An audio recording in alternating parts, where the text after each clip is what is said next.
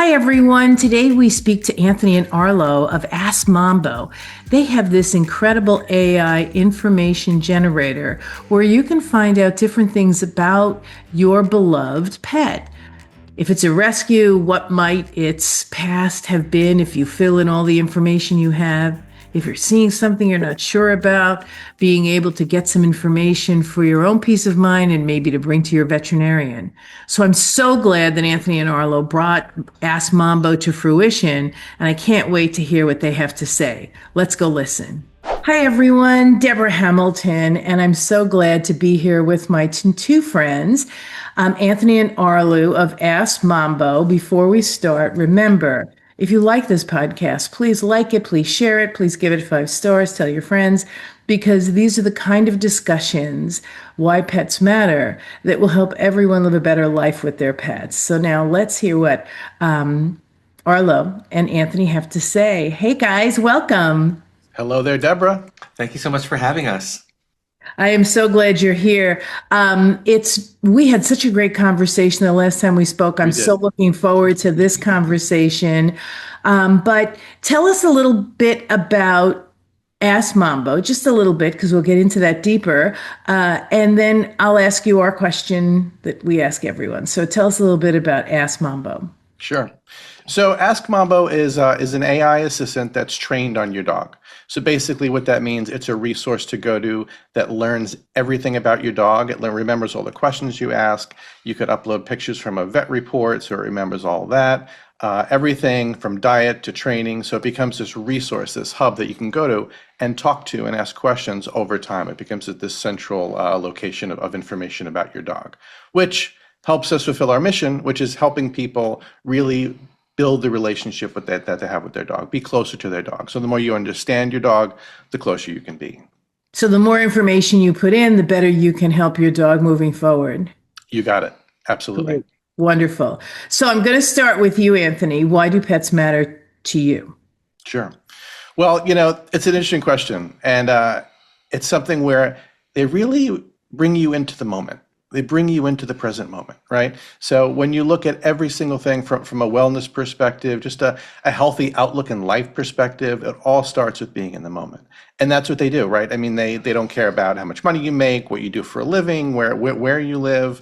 They just care about that belly rub. They want to get that walk, they want to get that treat. And you sit down with them and everything's fine. Like the day melts away, you really enjoy your time with them. And they just continue to do that. That unconditional love that they bring, of course, is a really big part of it. But really those special little moments, when you're walking your dog and they look back at you, you have that little bit of eye contact, those are amazing little things. So, that also, all those little things add up to a really special relationship that you have with, all pets. I've had those moments with an iguana, oddly enough, and everything from from a ferret to a guinea pig. Dogs are special, they really fill a unique place. But yeah, I think that's really why they matter. And that's why we started, Ask Mambo in the first place, to help more people have those moments. I love that. It's so important. And I've had them with bearded dragons. So we do all sorts of reptiles here. It's not just dogs and cats and horses and birds, but all sorts of animals, because people have relationships with animals. Arlo, tell me your story about why pets matter to you. Absolutely. Well, Anthony and I have actually been animal lovers from the time we've met. And actually, as of last week, Anthony and I celebrated our 25th year anniversary of being together. And if you look back at all those 25 years, and even beyond that, there's always been an animal in our lives. When I met Anthony in 2001, he had a pug named Doug the Pug, who eventually became our beloved dog for 14 wonderful years.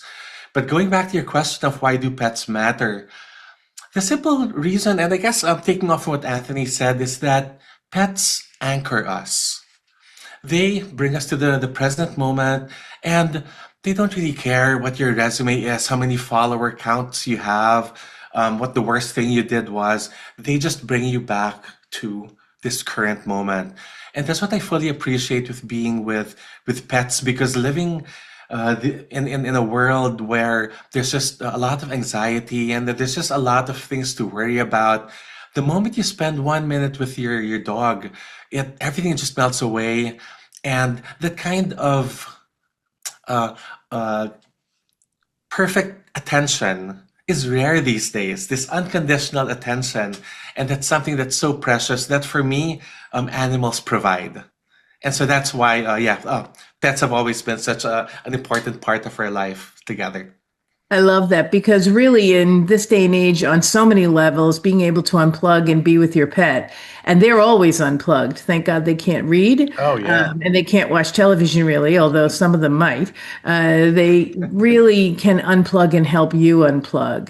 So I love that both of you find that being in the present and being with them helps you live a better life. I read something this morning that a colleague of mine put up where this gentleman missed his daughter's wedding because his dog was passing away. And I Oh, that's sat there hard. and I went, wow, that's really a hard decision. And yet, with time and with some discussion, it really came to be that his daughter forgave him for missing her wedding because at a really tough time in his life, that dog helped him survive. So I know that both of you have probably felt that with your pets, that they bring this ability to get out of bed the next morning. Yeah, absolutely. And sometimes they help you get out of bed. They'll jump on your head. They'll kind of, come on, let's go. You're running late today. We got to get downstairs. So Yeah. it's always good to have those little moments for sure. It makes a big difference. And when I you, know I have two of those now, and the English Cocker Spaniel would never get out of bed. She would stay in bed forever, and the Irish Setter is the one pounding on you saying, come on, get up, seize the day. right, it's nice that you have that balance. That's good. Yeah, I have that balance. So now what really precipitated you starting Ask Mambo? Was there something that happened or you saw a spot in the market that wasn't filled? And I have so many questions I want to ask you because having that information for yourself is one thing, and then sharing that with the caregivers who might be caring for your pets is another question I have. So start with how it all started. Sure. Yeah. So, well, as I said, we've always been dog lovers. And most recently, we welcomed two rescues in our lives. So we had a Shih Tzu Maltese named Murph, whom we rescued from the Humane Society in 2014. And then probably 2 or 3 years later, we rescued a Shih Tzu named Mambo. And together, the four of us became the pack. And you know how it is when you have a dog in your life. Oh, it was just a lot of laughter, a lot of adventures. And of course, over time, with Mambo, he developed some health complications. And those complications eventually became more serious, which is why, as of last June, in June of 2025, we had to say goodbye. Ah, I'm And so oh, sorry. and Mambo was such a pure energy in our lives. He was fun. He had these big Disney puppy eyes. Oh, he was Really adorable. special. And with his passing, we just realized that that deep bond that we had with Mambo was something that we also wanted to help other dog parents recreate with their own relationships with their own dogs. And so that's why we said, let's try to see what we can do with the potential of AI and see how we can take that technology into the pet space. And thus, Ask Mambo was born. So what we did was we wanted to create something that would help pet owners deepen the relationship, and so we crafted the personality of Ask Mambo to be friendly, to be helpful and compassionate. So we were very mindful about that, and over time it became responsive to any questions you may have about your dog, be it diet, training, behavior, aging, and ultimately even grief when a pet passes away. So that is the resource that we created for Mom, and we're very excited for people to try it out themselves. So, how do you go about feeding the information into Mambo so that it isn't just AI generated, but say peer reviewed or supported? Because we just finished a 3-part New York State Bar Association program on bereavement and loss. And Mm. it was one of the best attended animal law Oh, I'm sure. programs that we've ever had. And believe it or not, it wasn't for CLE, continuing legal education, until the last day. And yet we had a sustained 100 to 150 people participating in understanding grief. So tell me how you're finding the information, because of course, I also work in the vet field, so they're very skeptical of AI and what AI is going to say, and they hate Dr. Google. So how do Understood. you help your owners get information and then use that information for good and not evil? You know what I mean? Absolutely. It's a great question. I mean, AI is a double-edged sword, right? It's this powerful, really unique thing that we're all learning about, but it can hallucinate, it can do some really weird things. And then when you're thinking about health, you don't want those worlds to collide ever. So when we built Ask Mambo, we built it on top of the largest data set in the world through ChatGPT. We're built on top of the ChatGPT infrastructure. So it's layered on top of all the information that feeds into that. And that comes from a lot of different, public sources. Some are academic, some are from veterinarians, some are from behaviorists, some are from studies that were done. So it basically pulls all in as level one. Then level two is when you first sign up. The first question we ask you is what's your dog's name? Not what your name is, but what your dog name is. And we did that, tongue in cheek a little bit to show that we really are focused on the dogs first. So we ask about, the age, the breed, all the information about the dog itself. And then from that point forward, it starts learning.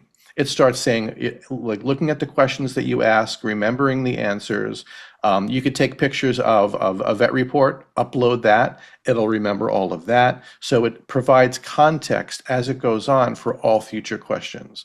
And we're still in beta. We just launched in October, so we're still kind of in beta mode, and we're ingesting, adding to, partnering with different organizations to have a lot of original information in there. That's one of the next things that we're doing. Now that we have the base infrastructure built up, we really want to layer in all those different voices of expertise to get it stronger and stronger and stronger.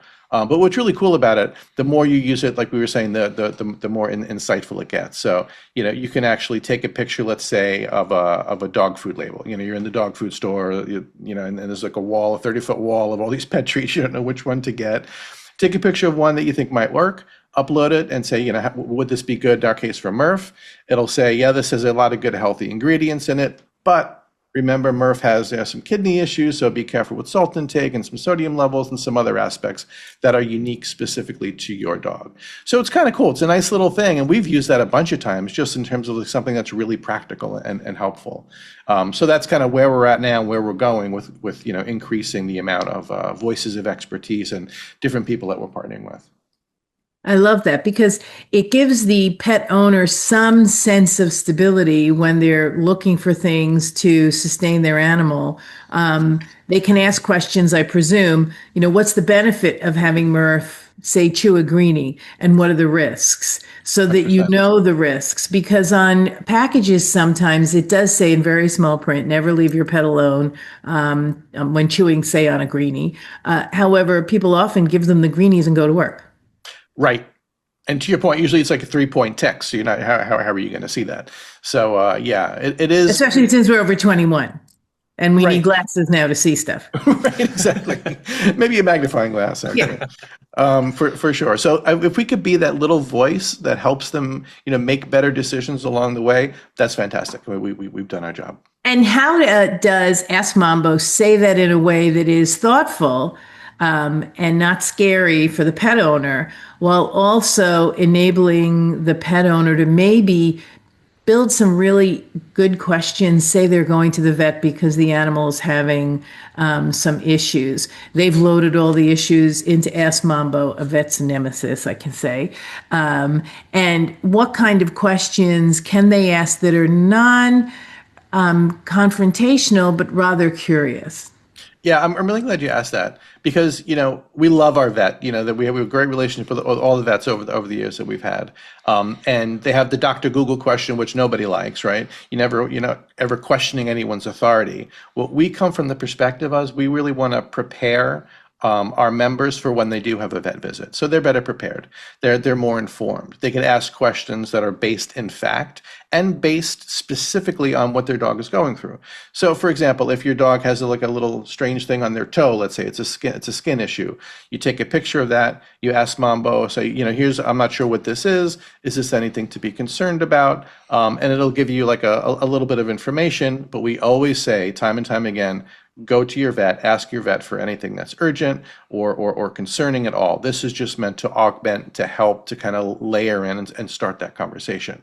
And it'll actually say, do you have a vet appointment? Are you going to go see the vet? Yes, I'm going to go later on today. Here's some ways that you could phrase it to your vet to show that you're concerned and to say, maybe, is it this or is it that? But in a way where you're not saying, hey, make sure I think it's this. What do we know? The vet is the master there. So it really starts the conversation, informs the conversation, and brings their nerve level down. Because you know what it is when you see something in your dog or they're acting a little strange, all of a sudden you get really, really worried. So it's a matter of saying, hey, here, tell me the facts. I'll tell you the facts that are based on that, and I'll prepare you for your vet visit a little later. So it's not like telemedicine, or does it offer to call telemedicine as an augmentation to Ask Mambo? So Mambo might say, well, I'm really concerned about this. You might first start with telemedicine and veterinary medicine if your vet offers it. And if not, then make sure you go to the vet, because I don't know what this is. It could be nothing. It could be something. So you're not having Ask Mambo fill the position of the all-knowing. You're actually just creating something that's giving people information that they can then use to hopefully make sure they make an appointment. Absolutely. Absolutely. And I think ultimately it's emotional reassurance. Like in our case, when we rescued both dogs, actually, when you rescue a dog, there are a lot of questions. You don't know what their background was. You don't know what kind of childhood they had when they were being raised. And so a lot of those question marks just manifest themselves in terms of the dog's behavior. And so suddenly the dog starts acting a little funny, a little silly, and you're left in the dark. So what we wanted to at least assist dog owners in was just for them to have a starting point, and probably just, okay, these are the possible options of what your dog is going through. But ultimately, if it's serious, we always do direct them to the vet. But at least some kind of emotional reassurance that, okay, you're not alone.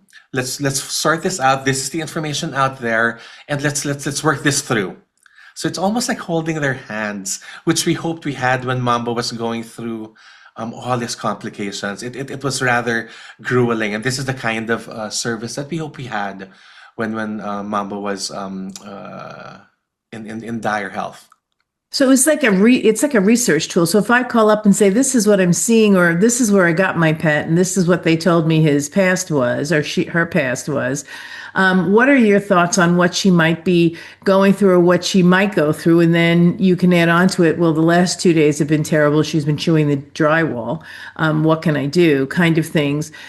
And does it, because I think it's really important to not only give you some thoughts and Ask Mambo, but say, and if you want to learn more, go to this recognized peer-reviewed trainer or that recognized peer-reviewed social worker or someone, if it's a bereavement thing, so that you can not only be an AI, we all don't want to go into AI, into the catacombs and not come out, but that you can be helped to find outside information as well.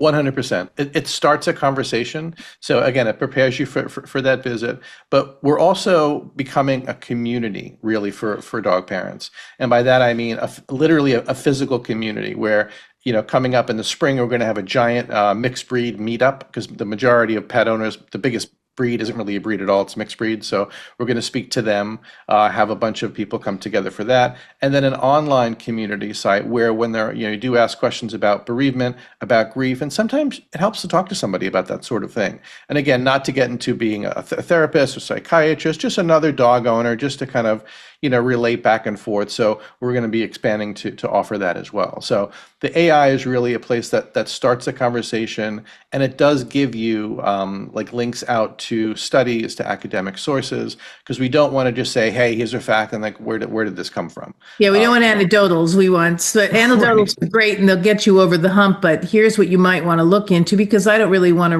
read a 25-page study when I'm upset, but I do want to read the 25-page study when I have a minute and I'm composed myself. So how many people have been part of this beta, and how's it looking?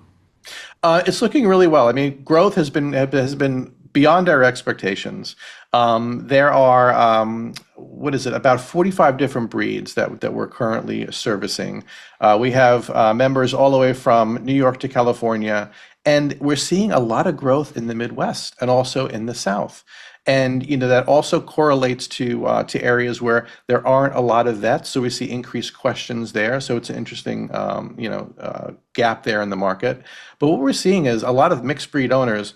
When we did a study, they have the most questions overall, which makes sense because, like Arlu said, like when you get a mixed breed, you don't know what you're getting. We like to say you're getting a mystery, not a manual. Yeah. So we want Ask Mambo a little bit to be that kind of that manual and fill in the gaps.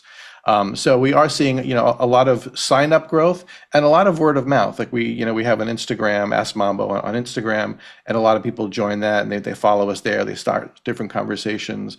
So we also get some insight into different breeds and how people are feeling about them, different questions that pop up there. And we're also going to be launching a podcast specifically for Ask Mambo, where every week we go through 3 top questions that people are asking and talk a little bit about that. So it's really, there's an educational aspect to it, but it's like a fun educational aspect. When we're dog parents, you really want to learn everything you can. So this is just one more way to do that. I love Another thing that we were also looking to do is by looking at the data and seeing how we can also have some fun with it. So we were thinking maybe down the line, we're think of coming up with a personality profiler for dogs, just so that it's just one more thing for you to get to know that creature sitting next to you on the couch, and just get to know it a little better, just to have fun with it. Absolutely. And have you started affiliating with any of the veterinarians or veterinarian social workers to help bring that on board as well so that you can have them available? Or this is mostly AI and you will recommend that people who are using it go to articles which then will identify the veterinarians or veterinary social workers who might be talking about the issue, either bereavement or medical, that they could get in touch with?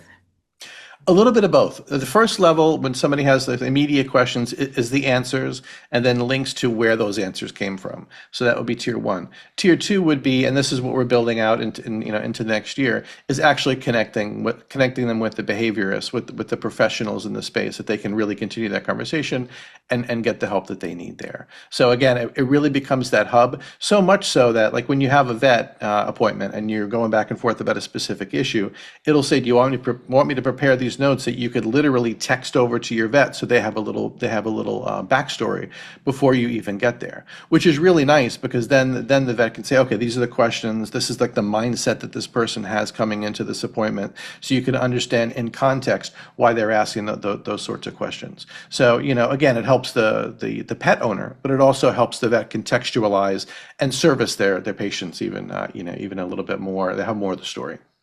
I think that's a great idea. That's something that I always ask veterinarians to do before they meet their clients. So to have the client proactively do that would be great. And how have you, what I do is I help people who sort of disagree. They're in conflict over an animal. So how do you keep the disagreements that might arise either in the chat groups or if they're disappointed in the information, or if they go to a vet and say, the vet said Ask Mambo's information was terrible, even though it might not have been, but it was because of the defensiveness and the reactivity that sometimes occurs with people walking in with information. Have you had any of that, and how have you handled it? Really good question. We haven't had any of that just yet. But at the end of the day, we're very data-backed, fact-based. Being a dog parent is anything but. It's very emotional, right? It's very emotional, right? So even if you tell me, I'm just going to get mad. Right. And we're not parents of physical human children, so we just have our dogs, so we're just dog parents. But so many parallels there. So for something like that, we would just continuously go back to the facts. This is what we're saying. This is why we said what we said. Every case is unique. Every doctor is going to have their own point of view, which is completely valid. Again, we just like to be a starting point, provide a little bit more guidance, a little bit more support, when they need it to shape where things go. I love that. I love that because, getting the information and bringing it to your vet is really important. There were several articles in the veterinary industry magazines that were talking about some vets have actually ventured forth into enabling clients to ask questions. These are the questions. This is how you should couch it. And I sat there and I said, "Are we sharing these questions with the veterinarians who are hearing them?" Because often the reception is not necessarily the best. And so here I come in with all this information. You guys are creating questions as well. Have you pressure test them with veterinarians whether or not a veterinarian would take kindly to the questions you're suggesting they ask for whatever reason? It could be a bad day. It could be just the way they feel when people ask them questions. Have you done that? Because that's the thing that has been so remarkable to me is that we really have to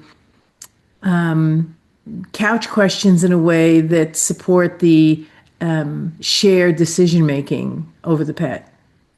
Yeah, that's a really good point. And with our own vet, we've gone through and we say, hey, look, we're seeing these things. What we found in doing some research, with AI, with Ask Mambo, it said this. What do you think about that? Does that make sense? Because what we put in was X, Y, and Z in terms of why it gave us that information. So it's really all about context. And at the end of the day, every vet will probably say that they're there for the pet as much as the person.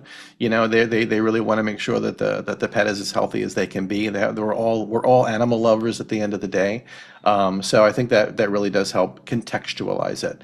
And you step away from that conversation knowing this is going to be good for the dog based on what they know, and then they also know the vet also knows that AI is saying these sorts of things. These are the types of questions the dog parent has, and it helps you understand that dog parent a little bit more too from a patient doctor perspective. I imagine that strengthens the relationship. I know with our vet, we consider her a friend. I mean, you go through some tough times with them, and you bond. And the Absolutely. relationship, the relationship has been more symbiotic than adversarial. Specifically, just in the recent past, after Mambo passed away, Murph, he started behaving rather oddly in that whenever we'd step out of the house, we were notified that he would start howling, not barking, howling. And all these years that we've had, Murphy's always been such a quiet, low-key dog, and suddenly he's howling loudly. And so we went to Ask Mambo, and then we said, hey, this is going on. And so there were certain suggestions that came up, and one of that was Murph was probably lonely. He Yeah. lost his brother, and now there's he leaves the house. We leave the house, and he's all alone. And so there were certain suggestions. Of course, the usuals: spend more time with him, take him on longer walks. But it also suggested that we start a conversation with our vet about dog anxiety, which is something that we've never dealt with before. But it did start a conversation about medications and whether Murph is a candidate for that. But if anything, it did get us to ask questions that we would not have otherwise asked about, if not for Ask Mambo bringing it as a possible, hey, why don't you check this out? It might just be that he's anxious. So we see it as a compliment to the vet practice than anything else. For sure. And maybe he was grieving over Mambo. And I know that there's so many studies now that want you to enable the dog that survives to see the dog who passed, so they have closure. They do that in horses as well. And if you ever study elephants, all the elephants gather around and say Right. goodbye to a family member. So those are the things that sometimes enable pets to deal with their grief and bereavement. It's a real thing, especially if they're two dogs living together their whole lives. Mambo came later than Murph, but Murph was like the big brother. And so where's my little brother? It's really hard. I'm so thrilled that you guys are starting this, that you're putting out there. How can people get in touch with you? How can they find you? How can they read your newsletters? Oh, thank you so much. Yeah, it's easy. We're at askmambo.com. So you just go there. It's a free service, by the way. We haven't mentioned that so far, but it's all completely free. You sign up at Ask Mambo, answer a few questions about your dog, and that gives you access to Ask Mambo. We're launching the community on social media. We're at Ask Mambo as well. So you can feel free to reach out to us there. For anyone listening that's in the veterinary space, watching in the veterinary space, we're open arms. We really want to connect with as many veterinarians as possible to really fulfill that aspect of being professional and having a lot of really good resources at the end of the day to help people get closer to their dog. Right. And it's not that you're holding yourself out as professionals, rather you're hoping to work in consortium with professionals so that people can actually find information that's really good, that's pressure tested, while they're waiting to get to see their vet, because sometimes we have a long time before we can see our vets. Absolutely. Absolutely. And that time that you have to wait could be so harrowing if you have no information, or worse, information that says two different things. With something says this on Google, it says this on Reddit, you don't know where to go, what to believe in. So I'm so glad both of you are here, Anthony and Arlo. And Ask Mambo, everyone. Don't forget to Ask Mambo. Thank you both for being here. And until next time, make sure you kiss your dog, your cat, your bird, your horse, your lizard, anyone. Like us, give us 5 stars, and share us, because all this information is because pets matter to us. This is Debra Hamilton. Take care. 10 years ago, with my iPhone and a script, I recorded the first episode of the Ultimate Pet Resolution Summit, which chatted with experts about conflicts over animals. Our conversations were intimate, honest, and illustrated how disagreements over animals occur and how those disagreements can reshape people's lives and relationships. In November 2019, I started Why Do Pets Matter, a new podcast that continued these informative discussions. I'm so excited to have you here with me, continuing my exploration into a more meaningful conversation about why pets matter to all of us. My guests and I will share ideas, stories, and experiences straight from the heart, unscripted and holistic. From the bravest moments to the most brokenhearted, we will explore how to resolve disagreements over animals differently. One thing I know for sure is I want to have more meaningful conversations that will help all of us unlock that deeply felt human-animal bond that drives the emotions of conflict.